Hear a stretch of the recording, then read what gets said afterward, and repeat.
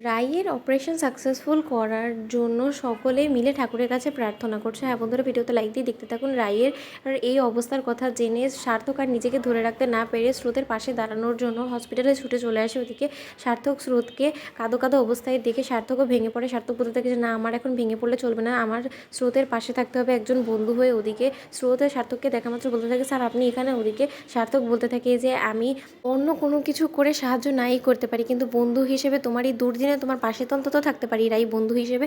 তখন এই কথা বলা মাত্র স্রোত বলতে থাকে সত্যি sir, thank you so much. ওদিকে অনির্বাণ ঠাকুরের কাছে প্রার্থনা করার জন্য ছুটতে ছুটতে মন্দিরে গিয়ে দণ্ডি কাটা শুরু করে দেয়। ওদিকে পুরোহিত মশাই বলতে থাকে যে দেখো, তোমার দণ্ডি কাটার কোনো রকম কোনো প্রয়োজন নেই, তুমি শুধু ঠাকুরের কাছে মন থেকে প্রার্থনা করো তোমার স্ত্রীর জন্য, দেখবে ঠাকুর অবশ্যই তোমার এই প্রার্থনা শুনবে। তখন শর্মী বলতে থাকে দাদা ভাই তুই দৌড়তে দৌড়তে এখানে চলে এলি, আমরা সকলে মিলে তো ঘাবড়িয়ে গিয়েছিলাম যে না জানে কই তুই কোথায় চলে গেলি।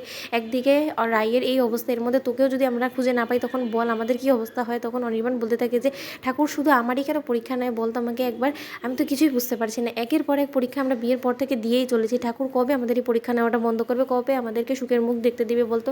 আমি আর রাই তো একে অপরকে ভালোবেসে বিয়ে করেছিলাম, আমাদের ভালোবাসার সংসারটাকে যতবার আমরা সুন্দর করে গোছানোর কথা ভাবি ততবারই কেন এরকম করে তাসের ঘরের মতন ভেঙে যায় বলতো। তখন এই কথা শোনা মাত্র শর্মী বলতে থাকে যে ঠাকুর এটা পরীক্ষা করে, দুজন ভালোবাসার মানুষের পরীক্ষা নেয়, এটা তো ঠাকুর সবসময় করে, দাদাভাই তুই এত তাড়াতাড়ি ভেঙে পড়লে কী করে চলবে বলতো আমাকে, তুই তো খুব সাহসী ছিলিস তাই না। তখন এই কথা বলা মাত্র অনির্বাণ বলতে থাকে তুই ভুল বললি, সাহসী তো আমার থেকে বেশি রাই, তুই দেখলি না ওটিতে যাওয়ার আগ অবধি ও নিজেকে কতটা শক্তভাবে নিজেকে ধরে রাখলো, কিন্তু আমি তো ওর সামনে ভেঙে পড়লাম তাই না, ওর নিশ্চয়ই খুব খারাপ লাগছিল আমার চোখ থেকে এরকম জল পড়া অবস্থায় দিকে। তখন এই কথা বলা মাত্র শর্মী বলতে থাকে তোকে তো আমি অনেকবার সামলানোর কথা বলেছিলাম, কিন্তু তুই একবারও তো শুনলি না। ওদিকে শর্মী বলতে থাকে যে চল বরঞ্চ আমরা সকলে মিলে ঠাকুরের কাছে প্রার্থনা করি, এতটুকুই কামনা করি যে রাই যাতে সুস্থ সবলভাবে আমাদের সকলের মাঝে আরও একবার ফিরে আসে। তখন এই কথা বলতে না বলতেই অনির্বাণের মা বলতে থাকে রাইয়ের মাকে যে দেখুন আপনার মেয়ের যা হওয়ার সেটা তো হয়েই গিয়েছে, আমার ছেলে তো আপ্রাণ চেষ্টা করছিল আপনার মেয়ের যাতে ভালো চিকিৎসা করে ওকে সুস্থ করে তোলে, কিন্তু সেটা তো আর হচ্ছে না। আমার মনে হয় না রাই খুব একটা সারভাইভ করবে বলে, কিন্তু তাও আমি বলবো যে আমার ছেলে কিন্তু ওর যা দায়িত্ব ছিল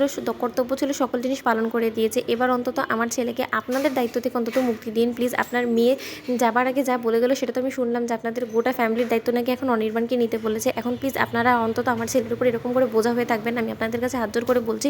তখন এই কথা বলা মাত্র রাইয়ের মা বলতে থাকে যে আপনার মুখে কি কোনো কিছুই বাধে না, দেখছেন আমার মেয়েটা মৃত্যুর সাথে পাঞ্জা লড়ছে, কিন্তু তার শর্ত আপনার যেটা বলার আপনি সেটা বলেই যাচ্ছেন, আপনি কেমন পাষণ্ড মা বলুন তো।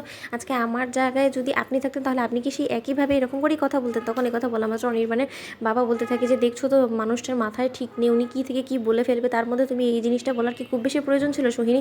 তখন এই কথা শোনা মাত্র অনির্বাণের মা বলতে থাকে আমার যেটা মনে হয়েছে বলার আমি তো সেটাই বলবো, আমি ভুল বলেছি বলে তো আমার অন্তত মনে হয় না। তো বন্ধুরা, তোমাদের ভিডিওটি ভালো লেগে থাকলে অবশ্যই লাইক কমেন্ট শেয়ার করে সাবস্ক্রাইব করতে ভুলো না।